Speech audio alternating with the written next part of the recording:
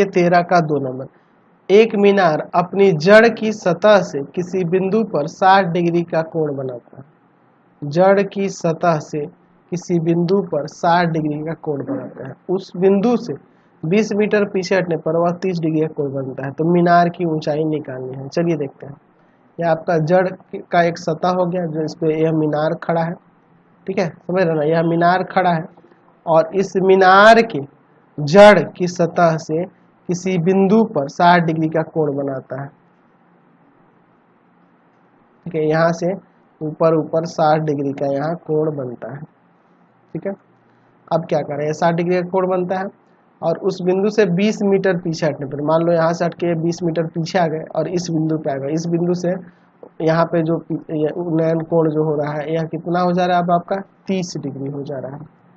तो मीनार की ऊंचाई निकालनी है। यह मीनार की ऊंचाई, तो मैं मीनार की ऊंचाई अब की बार x मान लेता हूँ, चलो।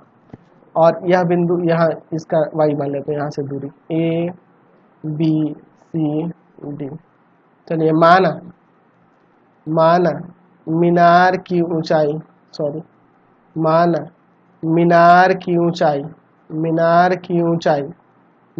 की ऊंचाई बराबर में x मीटर।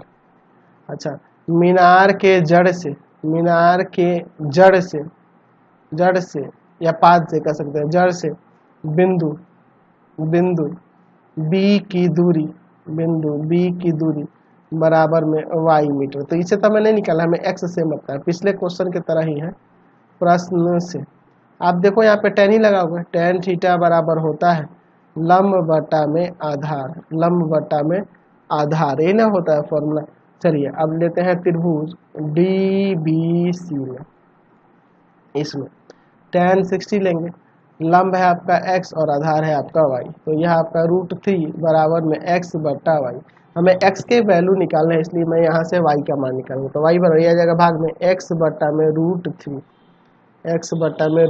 y का वैल्यू आएगा, समीकरण 1। अब चलते हैं त्रिभुज ACD में, बड़े वाले त्रिभुज में ACD में। तो यहाँ tan लगाऊंगा, tan 30 बराबर में हो जाएगा DC बटा में AC। चलिए tan 30 का वैल्यू आपको पता है 1/√3 होता है, बराबर में DC आपका x है और AC आपका 20 प्लस में y है।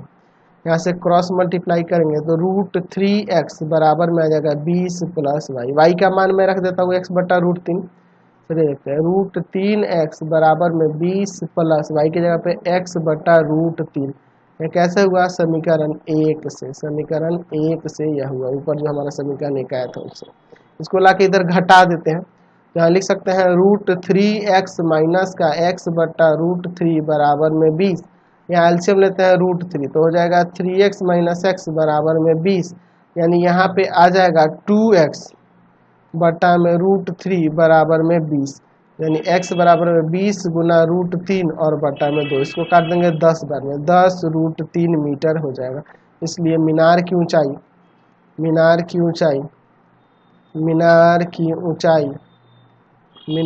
ऊंचाई जो होगा वह 10√3 मीटर हो जाएगा। समझ गए। चलिए चलते हैं अगले क्वेश्चन पे। चलिए अगला